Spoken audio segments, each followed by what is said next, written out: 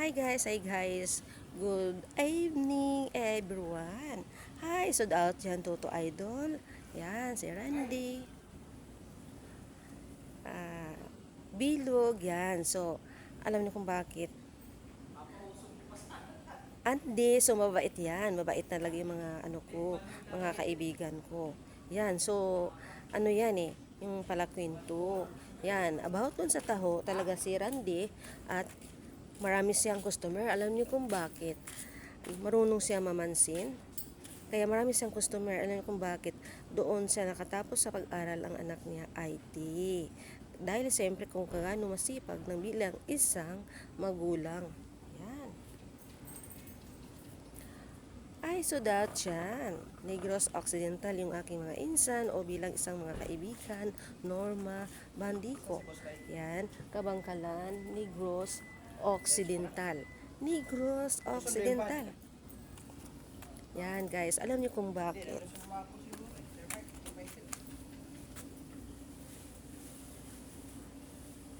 Alam niyo kung bakit guys. About doon sa mga tismis, huwag mo silang itindihin kasi hindi nga sila boss. Lahat naman tayo eh. Nagsisikap tayo, nagtatrabaho tayo. Ang pinuntahan natin, hindi away, hindi tismis, trabaho. Trabaho lang. At huwag mo silang itindihin. Diba kasi masisira yung utak mo. Alam mo kung bakit? Pag lagi kang na-stress, mas lalo kang pumangit. Guys, gayahin mo ako. Hi Lisa. Yan. Alam mo Lisa, nabasa ko yung mga message mo. Na-stress ka. Kaya yung mukha mo naging matured. Sabi ko sa'yo, huwag kang maging stress eh. So nabasa ko yung mga text mo dito sa aking messenger. Yan. Alam mo kung bakit? Kaya sinampal ka ng jowa mo dahil lalakira ka. 'Di ba? Tama lang 'yun eh. Oh, 'di ba? Tama lang 'yung sinampal ka kasi lalakira ka. 'Di ba? Ano bang gusto mo sa isang lalaki? Nagsama na nga kayo 5 months. 'Di ba? Grabe ka naman eh. Gayahin mo ako, wala akong jowa kung kagano ako kabait. Grabe ka naman. Kaya yung mukha mo naging matured, mas bata ka pa nga sa akin. Ngayon, mukha mo naging matured na. So, nakita ako dito sa messenger. 'Di ba? Tapos umiyak ka pa. Sus, sip. Kasi lalakira ka. Tama lang yan sa'yo nga sinampal ka. Diba? Sana gayahin mo ako. Alam mo, wala akong boyfriend at hindi ko kailangan yan sa buhay ko. Tama na yung mag-isa ako sa buhay ko. Diba? Tsaka ayaw ko yung maging losyang ako. Alam mo naman, lahat tayong babae, tumataas ang edad eh. Diba? Ganon din ang lalaki. Pag hindi sila nag-ayos, bakit? Naging mature din sila eh. Alam mo, lahat tayo tumataas ang edad. Huwag nating idahon ang ating sarili. Kailangan natin mag-aayos. Okay, Rapi, tama ba yung sinasabi ko? Tama yan. Kasi, nag-message kasi si Jisa dito sa, FB. Ha? Sinampal siya ng boyfriend niya. Kasi lalakira. Yan. Alam mo, natutuwa lang ako sa iyo, Lisa. Kasalanan mo yan eh. Yan. Sabi ko nga sa iyo eh, gayahin mo ako. Tingnan mo, napalaki kong anak ko mula in 2005, wala akong boyfriend. Oo, marami nagligaw sa akin. Alam mo kung bakit? Dati yung una, siyempre naliligaw sa akin dati eh. Okay, matatangkad, may mga itsura, siyempre, nag-aaral pa sila ng nurse dati, siyempre noon, sabihin natin noon, medyo siyempre bata pa ako noon eh. 'Di ba?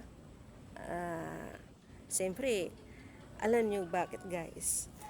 Kahit may nangligaw sa akin noon, siyempre maliliit pa yung anak ko, hindi ko nga sinagot. Oo, yung una, sundalo, tapos pulis. Yon, yung una naman, nurse, pulis, saka sundalo. Alam mo, natutuwa lang ako sa sarili ko. Sabi ko, hey, boyset, sabi ko. Huwag ka nang balik-balik dito, huwag ka nang magkwento-kwento. Tama na yung tropa tayo, di ba? Ano? Yan. Alam mo naman Lisa, kung hindi ako magla-live dito sa TikTok, alam ko mamimiss mo ako, no? Ayan. Mamimiss mo ako. Yung kagaya ng kanta nga Tokso, layuan mo ako. Yan. Sabi ko sa'yo, pag-aralan mo yung Tokso, layuan mo ako. Madali lang. O, bigyan ka na ng sample. Sample lang. Grabe ka naman eh. Wala naman kaming mic eh. Siyempre, sa work eh. Diba? Siyempre, ako yung isang vlogger. Siyempre, bago pa. Diba? Ganun lang kasimple. Dapat ang puso ko ay hindi magbabago. Sample lang Lisa, tama na yun. Siyempre, alam mo para sa'yo, natutuwa lang ako sa'yo. Ay, anong aksyon mo ngayon? O, sinampal ka ng jowa mo ko, ng lalaki ka, siyempre, pinapalayas ka ng bahay ng jowa mo. Ay, 5 months, isa pa, wala nga kayong anak, di ba? Masakit sa damdamin yun, di ba? Yung katawan mo, pinaglaruan na lang ng isang lalaki, tapos isa pa, hindi ka nabuntis. Alam mo kung bakit? Pambirang lalaking mabait ngayon, guys. Kaya huwag kayong magpaluko ng lalaki. Sa totoo lang. Pambihirang lalaking mabait ngayon, guys. Baka anakan lang kayo, tapos iwanan kayo. Diba? Kawawa kayo. Ako naman, guys, alam niyo kung bakit? Concern lang ako sa inyo. Concern lang ako. Alam mo, siyempre, babae ako eh. Ano naman kayo? Diba? Pero hindi ko matanggap yung pagdating sa trabaho kung kagano ako kabait, tapos sasabihin pa doon sa pagdating sa kusina, magsusumbong doon sa kusina na alam ko naman kung saan na siya nagsumbong eh. Sabi niya, ako daw, piling dalaga, akala may anak na, may apo na, piling dalaga. Anong pakialam mo? Baka gusto mo kalbuhin ko yung ulo mo. Mag-ayos ka ha. Mag-ayos ka. Edukado ka. Huwag kang magsata ng ganyan. 'Di ba? Dapat ang edukado, dapat pangdisente ng salita. Hindi yung ipalapad mo pa sa kusina. 'Di ba? Oo nga no. Totoo nga pala, talagang inamin mo. Hindi ko kailangan ang sorry mo. Isang edukado, hindi ko kailangan ang sorry mo. Nakahiya yung sinasabi mo. 'Di ba tismis yun? Tismis yun. Tinatismis mo ako eh. Piling dalaga, may anak na, may apo. Ano pakialam mo? Bakit? Birthday mo? September 16. 'Di ba? Sus marasip. Hindi ka na bata. Matanda ka na rin. Pero lahat tayo tumatanda, tumataas ang edad. Kaya bawat isa, wala tayong karapatan. Magpintas ng isang tao, magsalamin muna kung bagay ba sa'yo. Yan. Alam mo Lisa, nakishare din ako sa mga kwento. Siyempre, sa totoong buhay talagang sinabi na ako daw, piling dalaga, may anak na, may apo na. Te! Opo, alam mo, hindi yun maganda guys. Kaya kung sino yung nagsabi sa akin, makonsensya ka naman, makapagkabait ka naman. Grabe naman eh. Wala kang narinig sa akin dito kung kagano ako kabait sa'yo. Okay? Pero hindi nga ako galit.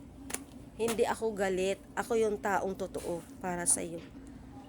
Totoo, bilang isang kaibigan, hindi ako galit. Hindi ako galit. Kaya, kakantahan na lang kita. Nagsimula sa patikim-tikim. Diba? Kagaya ng kanta na laklak. Nagsimula sa patikim-tikim, pilitin mo'y gustuhin. Baka gusto mong kakantahan kita ng magdamag. Diba? Imposible. Ako yon, hindi nga ako mahilig sa inom ng alak.